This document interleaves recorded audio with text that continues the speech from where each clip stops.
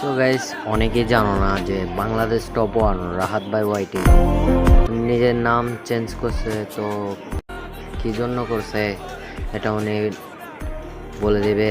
আমি বললে তোমরা অনেকে বিশ্বাস করবা না, তো ওনার মুখ থেকেই শুনে নাও।